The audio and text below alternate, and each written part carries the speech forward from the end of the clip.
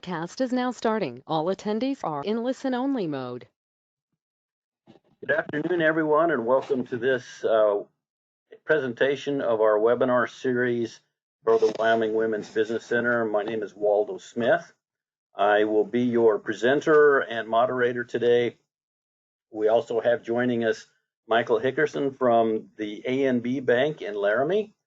He is going to be adding commentary as we go through, and also have Christine Langley in the background, who will be monitoring the questions and the chats. This webinar is being recorded, and so if you have to leave for some reason or you want to go back and view it a second time, it will be on our YouTube channel after today's presentation. Just go to YouTube, add Wyoming Women's Business Center, and you'll find all of our recordings that we've done for the last couple of years. I want to call your attention to the webinar bar on the right side of your screen. If you have any questions or comments, please include them in the chat or question box. As I said, Christine will be monitoring those, and then she will pass those on to us as we proceed through. There will be a survey at the end of this presentation as you exit. We ask that you please complete that survey.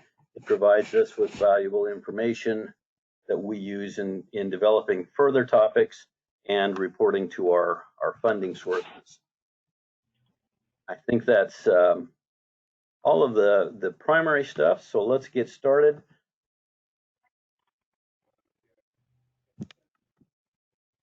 Today I'm going to tell you a little bit about the WWBC. We're going to talk about what you can expect when you go to a loan, things that you need to do in advance, things that you'll find when you get there, and just kind of help prepare you for talking to a bank. And then we're going to touch briefly on some other sources of credit. And afterwards, we will open it up for question and answers and try to provide you all the information that you need. Here at the Wyoming Women's Business Center, our mission is to promoting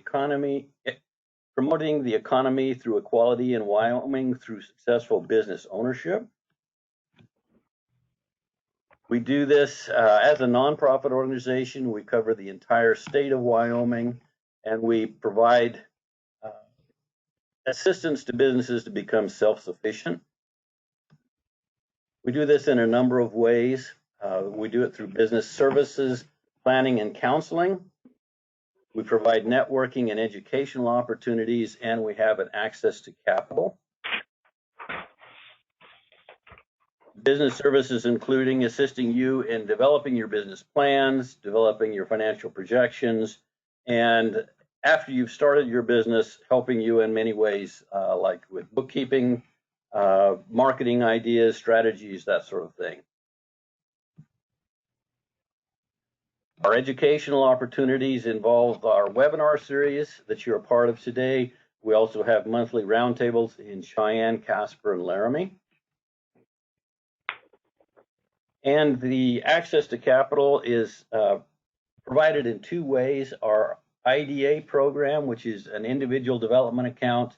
It's a matched savings program that you can use to pay for business expenses.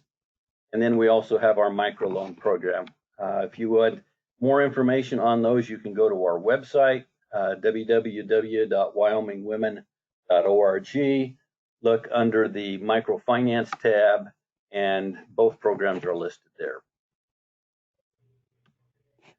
So again, my name is Waldo Smith. Today we're going to be talking about sources of credit. We're going to primarily focus on banks, what banks look for, what they ask for, and kind of prepare you for talking with them in applying for a business loan. We're going to touch again briefly on credit cards, and then talk a little bit on online sources. I'm not going to spend a lot of time there, just try to give you some pitfalls to watch out for. So when you find yourself in need of credit for your business, the best place to start is your local bank. Start with the bank that you have um, established a relationship with, the one that you have your current checking account with. If it's a locally owned bank, they are going to have a pulse on the community. They will be the most apt to know you, have experience with you, and so they will be your best source of help to start with. And they look for a number of things. The first thing they look at is character. Okay, if it's a small community, you've lived there all your life, they probably know you. And so they know what your background is, and they have a pretty good feel about your character. This is your experiences, I guess. If they don't know you're in a larger community and they're unfamiliar with you, the best way they measure character is through your credit score based upon your credit report. And they will pull a credit report on you. And I think I'm going to touch on each of these individually, so I'm going to go through this list here. The second one is capital, which is the amount of cash that you have to invest into the business to start with. We're going to look at collateral, what they have to secure it. The loan, cash flow is your repayment ability. They're going to look at your business plan and your experience for this industry. And they're going to factor all of those together. So let's look at each one of these individually. And Michael, if you have anything that you want to add as we go through these, please feel free to join in. The credit score reflects your character by indicating a history of on-time or late payments. If you've made all of your payments on time and you've paid loans off as agreed, you're going to have a credit score likely in the 600 to 700s, maybe higher.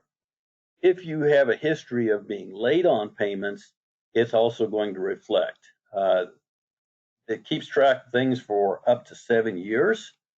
And so if you've had any type of history of a late payment in the last 7 years, it's going to show on your credit report, and that will bring your score down.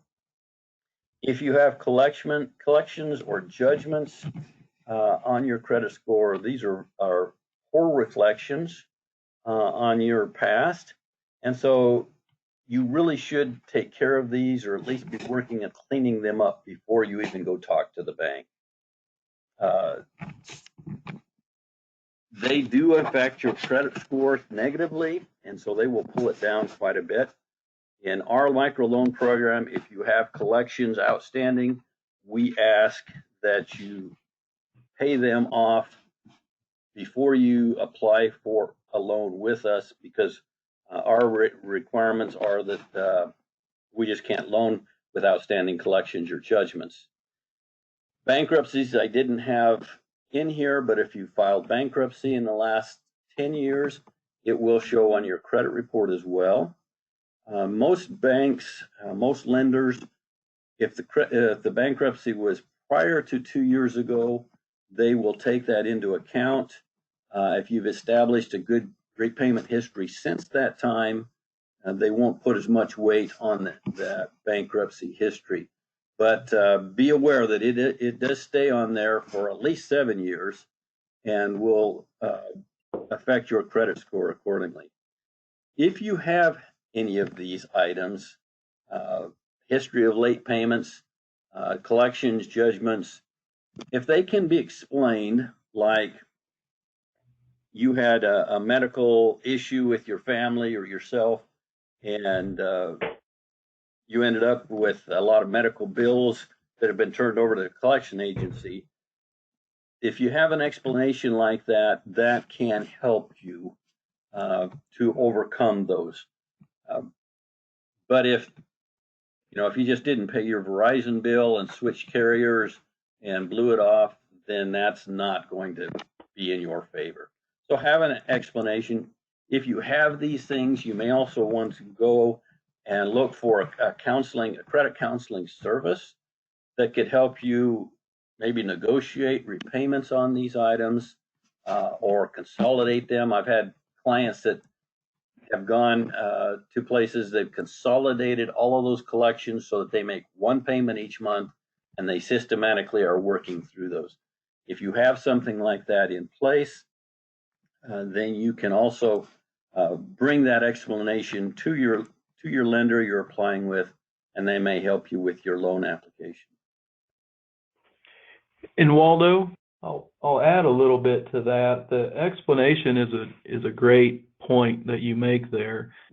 Most lenders, when they review that credit report, they're going to ask about them. So you might as well have an explanation or an answer or a story of what happened and why they're there.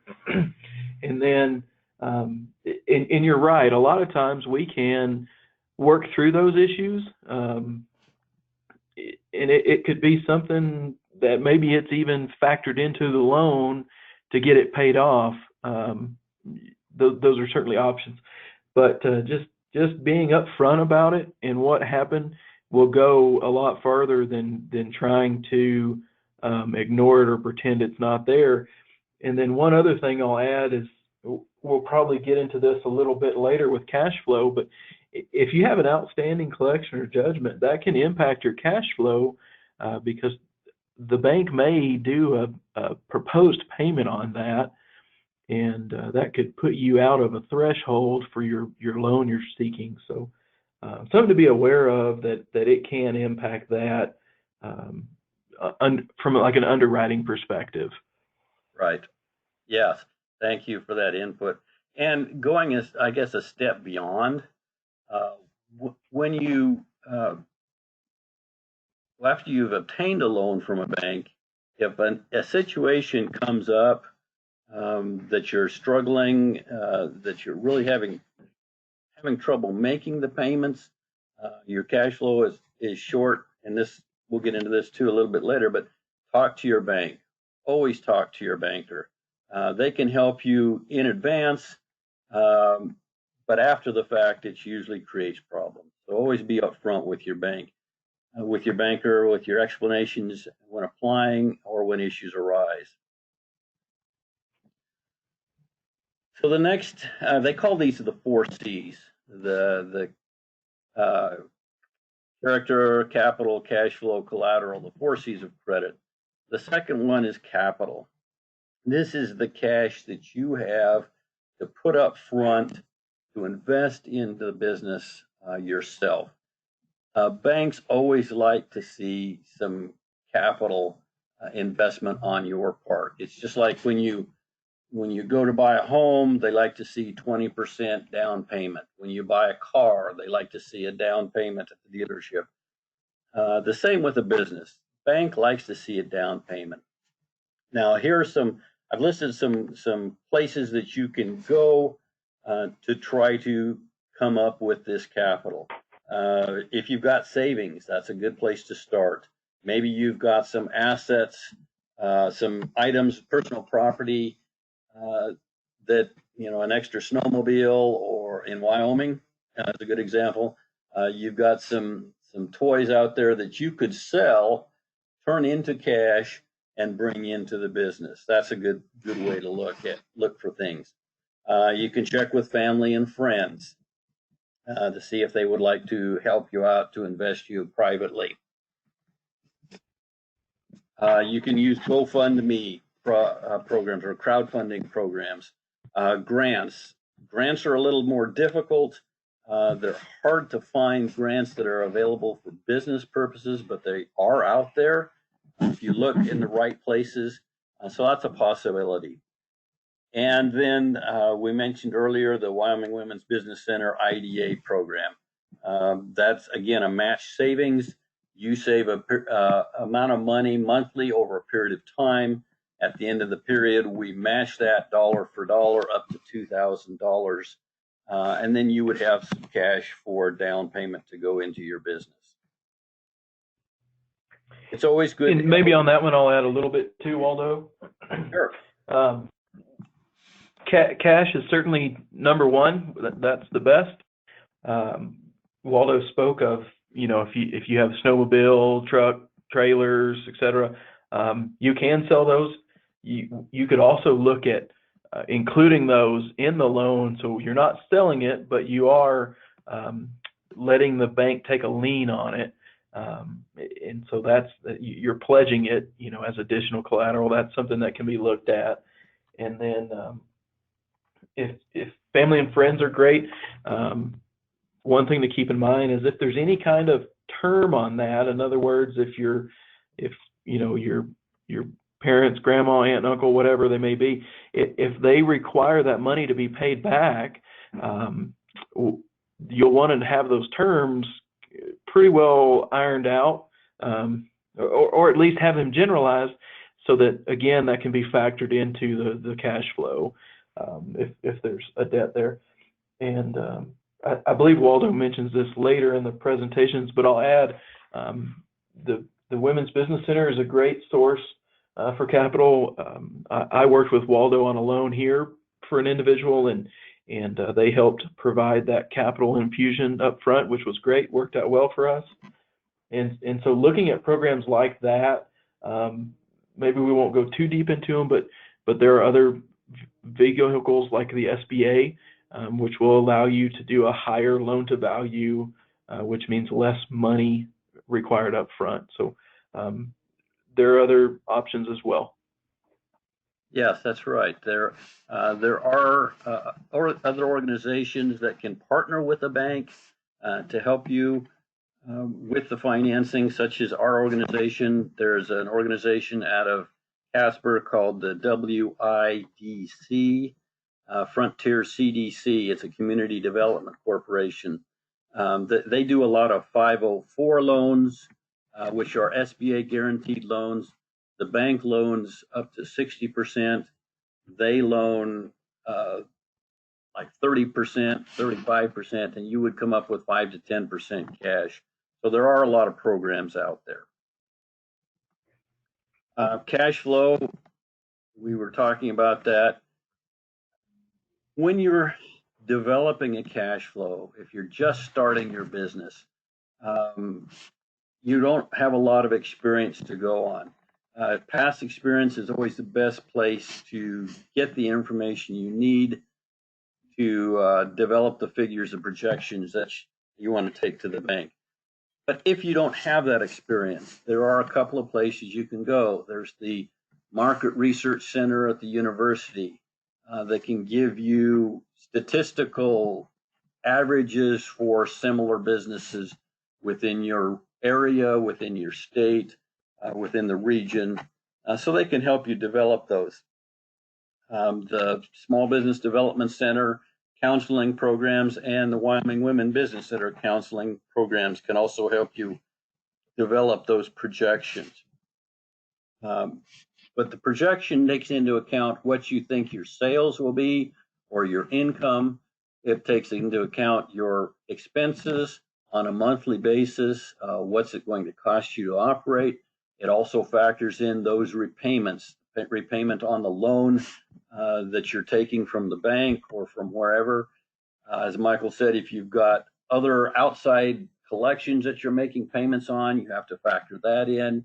If you've borrowed from family or friends, you need to factor those repayments in if there are repayments required. So you want to add all of those in. And this is a lot of times this and collateral are the primary things banks look at to make sure you have the ability to pay the loan you're asking for. If you can't demonstrate the ability to repay it, they're not as likely to grant the loan. So do your research. Look into similar businesses. You can't always call a business within your own community that's similar to yours because they are going to be your competition. But if you're looking at starting a bed and breakfast somewhere, you may want to call a bed and breakfast in another area of the state that has similar tourism trends as your area does. And ask them, what's your cash flow? What kind of things do you have to deal with? What kind of things should I be aware of? Should I include? It never hurts to ask people with experience to help you in these areas. So do research, and there are a lot of people out there within the state of Wyoming that can help you with that. Yeah, and just to add a little more on that too, it's kind of like before when we talked about have your explanation on collections or judgments or bad credit. Same with your projections. Know your story, and the bank actually, like at least I can. We have access to RMA, which is it's a risk management. I forget what the A is, association or something, but they do a lot of comparisons in different types of businesses, and I think Waldo has access to this too at his own level, and I forget what Jim Drever's a part of here, but maybe business development. Either way, those folks will be able to compare. Say you want to start a restaurant, where they're going to have general numbers on a restaurant, and you can compare what you think your projections are going to be to restaurants in Wyoming. And so it's able to drill it down locally as well. And some banks have access to those types of services and can help, show what you're doing versus what the average is, so to speak. So yeah, just as long as your projections are realistic and you can kind of explain, why did you decide your expenses were this each month? Just have a general explanation for that. I would say. That's a good point, Michael, and I appreciate that. Yes, know where you're getting your figures from. Be able to explain how you arrived at those. If you know your figures, then the bank will have more confidence in you and your ability to manage your business. I don't know if you've ever watched the television show Shark Tank. When those people come in and give their presentation, they know their break evens, they know their sales projections, they know their expenses, they know their financials inside and out. There's nothing harder than somebody coming in and applying for a loan that just has thrown a cash flow together, and they haven't really thought of, well, I'm going to need to pay insurance. I'm going to need to pay utilities, and they don't have those included in there. If we have to help them develop it, it takes a little bit longer to get everything through. But if you've done your research and thought of all of those things in advance and can explain them, it sure increases the confidence in the loan officer that you know what you're talking about. And here's an example of a cash flow. It shows when expenses are incurred, shows when income is coming in. This is kind of a poor example. I didn't look at it that close, but it shows that the starting cash position over here is 400,000, 407,000. This business doesn't have any income until month 10, but they've got expenses going on throughout. So you can see how that cash position dwindles down until they start having income coming in. Hopefully, if you're starting a business, you don't have that long of a waiting period for sales to occur, but this can happen in a particular, like a manufacturing business. The last C of the 4 C's of credit is collateral, and we've talked a little bit about that. This is what you provide as a security asset to the bank to pay the loan off in case your cash flow doesn't materialize. If you can't generate the income to make the payments, the bank wants to see, or the lender, any lender wants to see something that can be sold, turned into cash to pay the loan off. Maybe it would be a vehicle title. It may be equity in your home. It'll almost always be the assets, the equipment of the business that you purchase to perform whatever it is. If you're a retail store, it might be your display counters and display cases or racks. If it's a manufacturing, it'd be whatever equipment you use to produce the product that you sell. So collateral is the final thing that the bank looks at or the lender looks at to help with analyzing your loan application and making their determination.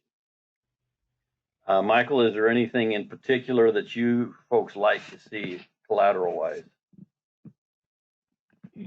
Well, it does vary by loan. One thing to keep in mind is the term of the loan, as far as how long you'll have to repay it, is generally going to be in line with the life of the asset securing it. So if it's a home, that could be a 30-year loan. If it's a car, that might be 5 years.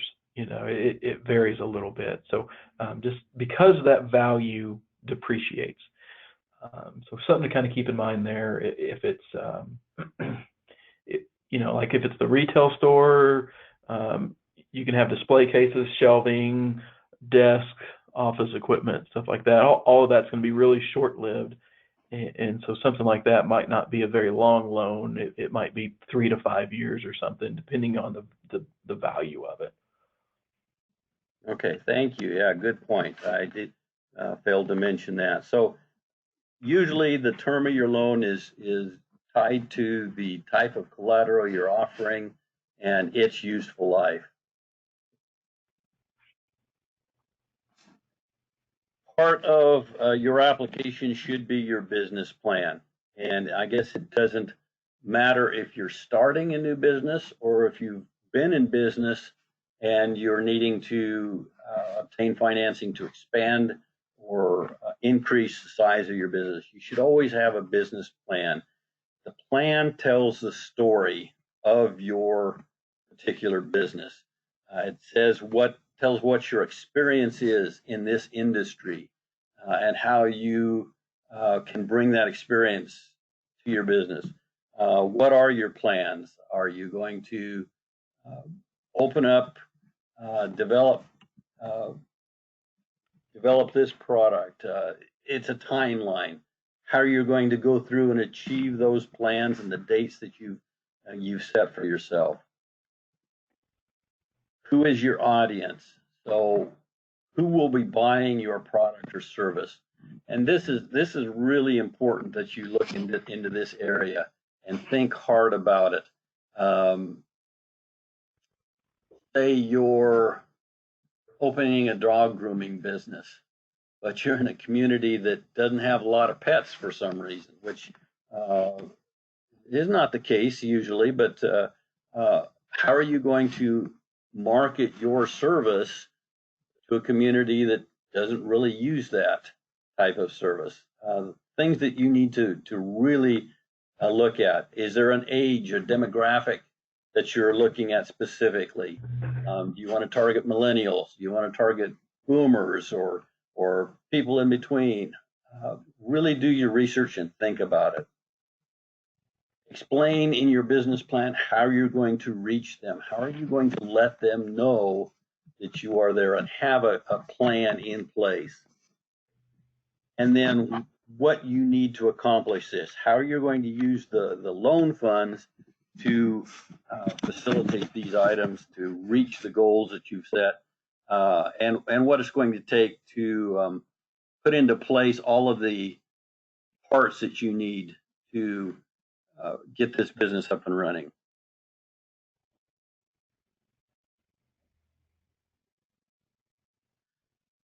Now, I've had people spend a lot of time developing a business plan, and maybe they've gone to the bank, and the bank has said, they said they didn't even look at it. Well, I can bet that the bank did look at your business plan. I know whenever we get an application in, I read the business plan in detail. I look through it. It helps me understand what you're looking to do, and it gives me a feeling for how much time you spent in doing your research. It also helps generate questions because I can then come back to you and say, all right, what about this? Can you expand upon this area? Can you give me more detail? A good loan officer will do the same because they want to help you. They honestly do want to assist you, but they need all the information to make the right decisions for their stockholders and their bank, and for you too. A lot of times, if a bank says no, it may be protecting you from yourself. They see something in your plan that's not doesn't make it feasible. And sometimes as we're working on business plans for ourselves, we don't always bring in the objectivity we need to. And that's a third party like the bank helps with that. So really do your research, spend some time on the business plan, try to be as specific as you can, and it'll be very helpful to you.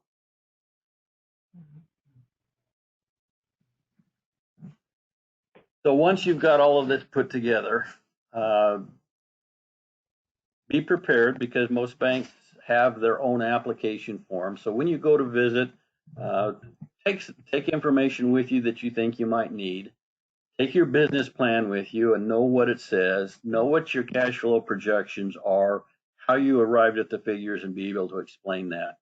And then the bank will always ask for copies of tax returns too, as do we in our microloan program. If you've been in business, they're going to ask for your business returns for the last 2 years, or at least 2 years. If you're just a startup, they will ask for your personal income tax returns for those same periods. So have those available with you when you go. Am I forgetting anything, Michael? I think you pretty well hit it. It's hard to be general on that because some loans will require more. Maybe the only thing I would add is just if you've been in business and let's say it's the middle of the year and you've got your 19 return done, but you don't have anything for 2020 yet. Well, we'd want to see an interim statement. What maybe the first quarter. If you have year to date halfway through the year, great. Just maybe just something to keep in mind there. Okay. Yes. So we're going to move on from banks then and talk about the other sources of credit. One of them is credit cards. Now, I personally don't like credit cards. And so what I'm going to say here is my bias, and I think most bankers would agree. A credit card is a good source of short-term financing. Like if you're buying inventory or you're paying an expense this month, but you've got the income coming in next month to pay it off. It's best if you pay the balances on your credit cards off monthly. If you can't pay them off monthly, say you made a big inventory purchase, then you should try to zero that card out at least once a year. You should never carry balances continually on a credit card. That just is adding extra expense to you as a form of finance charges, and it's not helping you. You should never use credit cards to buy capital expenses. That's like automobiles, equipment, that sort of thing. Only use it for short-term purchases like inventory or paying a bill this month. Read your credit card statements, know what the hidden fees are there might be, and pay attention to interest rates. Now, there are a lot of cards. I get things in the mail all the time and emails about 0% interest rate credit cards or low fee credit cards. But those are usually only short term, 6 months, 9 months, 12 months. At the end of that period, the interest rate changes. It will go up to something. And sometimes that is retroactive back to the day you took the card out. So if you have an outstanding balance, they go back to actually when the charge occurred and start charging you interest from that time. Maybe that was 9 months ago. So that's why I caution about using credit cards, because there are fees and stuff in there that may jump up and bite you. Now, I had a farm customer years ago that he had, at least every time he came in to renew his operating loan, he had 6 or 7 credit cards. They were high balance cards, accounts. He had balances on them, and they were all zero interest rate. But he had to really manage that, because every time he got to the end of that introductory interest rate period and the interest charge was going to go up, he'd have to find another card, apply, roll it over, roll the balance over, and you really don't have time to manage that. If you're operating a business, you've got other things to concentrate on. So I really caution again about using credit cards to any extent in your business. They're handy. There are some things you have to use them for, but make sure you pay those balances off on a regular basis. And Michael, I know you share the same sentiments I do. Yeah. Waldo and I discussed this earlier. I think you hit the nail on the head with all that. It can be very easy to have a credit card run away from you because typically interest rates on those are going to be over 20%. You'll never see an interest rate that high at a bank. It just, it's extremely rare to see that from a bank. And so if you're making the minimum payment of $50 on a $2,000 balance, you're barely covering interest at best, so it'll just take forever to pay that thing off. And that's why the caution is there. Waldo is correct. There can be some benefits to using them. The negatives, in my opinion, seem to outweigh it, except for the extremely rare case where someone is just very judicious on monitoring those and watching them, because the interest rates are just so high, they can really run away with you. And a lot of times you can get like a line of credit with a bank that will allow you to accomplish the same thing at a better rate. That's right. And if you find yourself in that position where you've got a lot of cards that you're carrying balances on and you're just making minimum payments, there are services out there that can help you negotiate with those card holders and consolidate payments. I can put you in touch with people that can help with that if you need it. The last source of credit is online sources. Now, my caricature here is probably not fair to all of them, but when you borrow money online, beware. Be very, very aware. Know what you're signing. Read rates and terms carefully. I don't recommend this source at all. There are some good sources out there in the mortgage industry. There are some lenders out there that work with auto loans that do have good reputations, but there are just as many or more that have very bad reputations. And let me give you an example. I've got a customer that was having cash flow issues, so she went online and took out 2 loans from an online source to help finance her business. One of those loans, she actually negotiated with them because the payments were killing her. One of them were able to renegotiate a repayment plan. She only pays them $75 a week on this loan, but the other one won't negotiate, and she's paying them $63 a day, Monday through Friday, every week. And so, that's between the two of them, that's close to $400 a week she is paying to these 2 sources. I don't know too many banks that will charge you a payment of $400 a week on a small loan. And both of those balances, by the way, are under $5,000. So it's not a good source.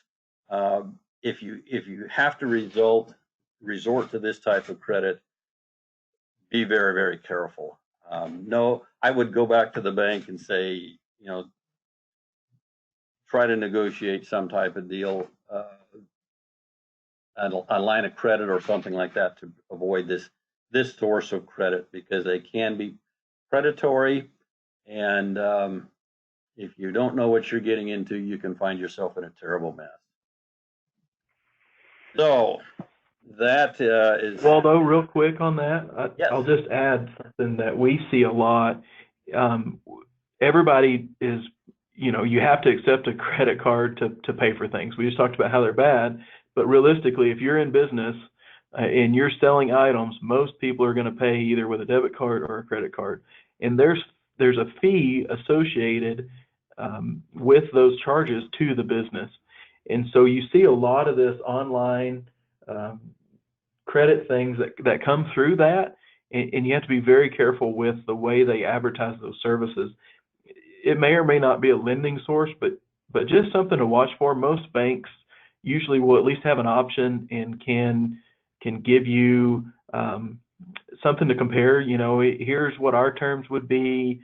I know for our bank, we'll usually take their terms and spread it against our terms, so you're seeing an apple-to-apple comparison. And for us, if we can't beat it, we'll tell you. But those can be similar to the woman that's paying the $63 a day. A lot of those payment services can be very costly daily, and it can really rack up at the end of the year. Right. Yeah, I didn't even think to include that, but thank you, Michael. That's good advice. Yeah, very few people pay with cash anymore. A lot of places don't take checks. There are people who don't even write checks anymore. So having the ability to take a debit or a credit card is essential in a business. But make sure that you understand all of the fees and stuff that are included with that, the clearing service that you use associated with taking cards. So with that, our times actually took longer today than I anticipated, which is okay. We do want to recognize our funding sources. We are a nonprofit organization. We depend upon funding from sources like the Small Business Administration, Wyoming Business Council, USDA, Wyoming Women's Foundation. We want to recognize those. And at this point, I'm going to open it up to questions. Again, I will draw your attention to the webinar control panel. If you have questions or comments, please enter them in there. Here is the contact information for our staff at the Wyoming Women's Business Center, and I will leave this up for you for a few moments. Christine, do you have any comments or questions out there we need to address? There was one question in the middle of the presentation just asking if a credit card is the same thing as revolving credit. And essentially the answer to that is yes. Lines of credit and credit cards, that's just another name that they use, is revolving credit. And so we got that answered along the way. And so if anybody else has any questions, go ahead and type those in now. The one that I wanted to ask Michael, since we have the advantage of having him on the line, is I know with a lot of my clients, there's just an intimidation factor that goes with going into a bank and talking to a loan officer or talking, to a commercial lender. And I was wondering, what are some of the things that you do in order to put clients at ease in having that discussion about asking for a loan? Or are there things that they should be doing ahead of time in order to make that meeting go better? Sure, great question. So bankers do have a little bit of a bad rap in that sense, and it can be tough to overcome, but I think Waldo mentioned it. We really do want to help, and so like here, we generally try to greet people and offer them water, coffee, or whatever, and kind of try to ease that a little bit. And For myself personally, I enjoy to structure those meetings as a conversation, and just try to kind of discuss what's going on and answer questions back and forth, and to make it easy. As far as, what can your customers do to make that a little easier? Just maybe just know that bankers aren't out to try and take your home or your house. Unfortunately, it has come to that before on certain things, but that's not. We'd much rather have you repay the money than to take your house or to take anything. It's so much easier to work with someone. I think Waldo mentioned this. If you're having trouble, it's so much easier to handle it at the start and to be upfront about it than if there's no contact and things are going bad and payments are late and we can't get an answer why or work with you. Well, unfortunately, we're going to assume the worst, and it's just going to kind of steamroll out of control. But if you're just honest and upfront about things, the best hope is it's a partnership. We want to see you succeed. We want to see your community succeed by having new businesses and employing more people. Those are all great things, and just communities won't work without them. So we try to promote that as best we can. Absolutely. And I always tell my clients, banks are in the business of lending money. They're going to do everything in their power to say, they want to say yes to you. That's why they're there.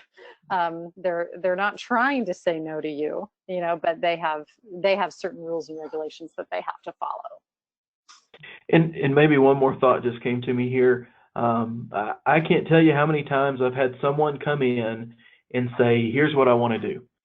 And then through discussion, we'll say, that's really not the best course of action for you. Here's a better way to do it. And so along those lines, we'll do our best to say yes, and that might be in a different way. So maybe just being open to that. It's not always that you're wrong or that there's something bad in there. Just maybe it's just not the best structure for everyone involved, and we can work through those things. Right, being open to coaching is kind of what I hear you saying, because often you have so much experience and you've seen so many different types of structures, types of loans, types of businesses. You might be able to share with this new business owner, hey, we've had a couple other clients do it this way and it works a lot better. So just being open to an additional opinion can always be helpful. Yeah, great point. Yeah, and I just want to reiterate. I want to reiterate that bankers, they keep their doors open by making loans. They don't. That's the service they provide, and so that's where they pay their salaries. So they are looking to make loans. They want to be a part of the community. They want to help the community. They're not there as an adversary. They're there as a partner. And so look at them that way and utilize them that way.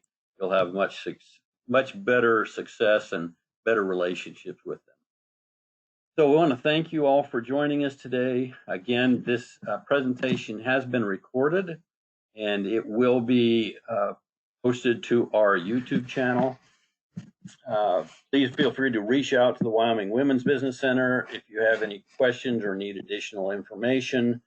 We'd be glad to visit with you and assist you in any way we can.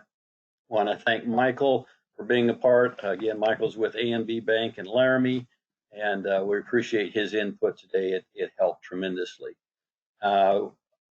One final reminder, as you exit the webinar today, please fill out the questionnaire. Again, we do use this information to come up with future topics. We also use it to report to our funders so that they know that we are using the finances they provide us in an educational way to help assist businesses in Wyoming. Thanks again, and everyone have a good afternoon.